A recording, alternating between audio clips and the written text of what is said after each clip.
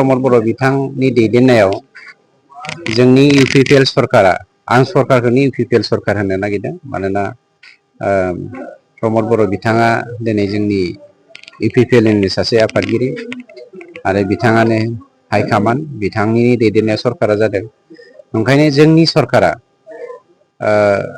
थांनाय 2024-25 मायथाइनि फाइनान्सियेल रांबावजा बोसोरनिफ्राय जोंनि मोन बा गं 40टा समस्तियावहाय बियाबाव गं 40टा मुंख्लं सुजित नार्जारिनि गोसोखां गेवब्लां नब्लां लुनाय जादों आरो बिनिनो मोनसे जोंनि 14 नं चिरांदुवार ब्लकनि सिङाव जोंनि जा नब्लां गोसोखां नब्लां बेखौ दिनै जोङो दरजा खेवनाय हाबाफारि लानाय जादों। गतिके मोनफ्रोमबो समस्तियावनो बे नब्लांखौ लुनाय जादों आरो बे नब्लां बेखेवनायनि हाबाफारिखौ जोङो फारियै गभर्नमेन्टनिफ्राय मावफुंगासिनो दङ।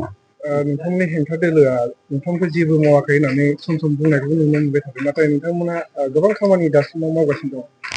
बिथांमोना थांनाय 17 बोसोराव जा मावदों जा मावाखै बेखौ रायजो राजाफ्रा नुखादों।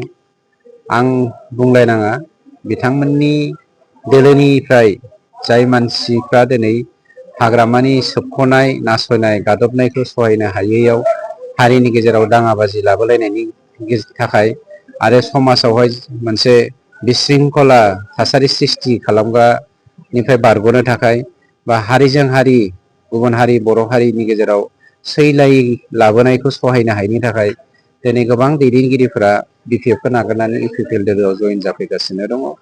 बिथांमोननि खुगानिफ्रायनो जोङो खोनागासिनो दङ हाग्रामाया मा मावदों मा मावाखै। गतिके बिथाङा जे जेबो मावाखै, हारिनि देरहासारनायनि खामानिखौ बिथाङा मालाबाबो मावनो गोसो गैया, हारिनि जौगानायजों लोगोसे हारिनि खौसेथिखौ बिथाङा लुबैया, बे बाथ्राखौ बिपिएफनि मानसिफ्रानो बुंगासिनो दङ। आरो जायफ्रा जोंनाव फैनानै दिनै बुंदों बेखौथ' हयथ' गुबुन मानसिया पलिटिक्स होनना साननो हागौ। बिपिएफनि मानसिफ्रानो जोंजों बे बाथ्राखौ सावरायबाय थायो जे हाग्रामानि गोरोन्थिनि थाखायनो रोजा रोजा मानसि बर' फिसाफ्रा दिनै जिउ खहा जानो गोनां जादों। हाग्रामानि गोरोन्थिनि थाखायनो जोङो गाहाय थाखोआव थांसिननो गोनां जादों। बे बाथ्राखौ दिनैबो बिपिएफनि दोलोआव थानाय मानसिफ्रानो बे बाथ्राखौ बुङो। धेकियाजुलि बाथासिपुर हालामनि रायजो राजाफोरनि थाखाय गोनांथार फोसावथाय।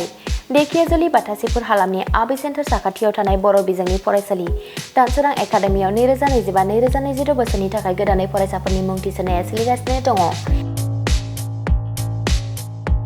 बे फरायसालियाव थाखो बिथराइनिफ्राय लानानै थाखो 9सिम मुं थिसननो हागोन।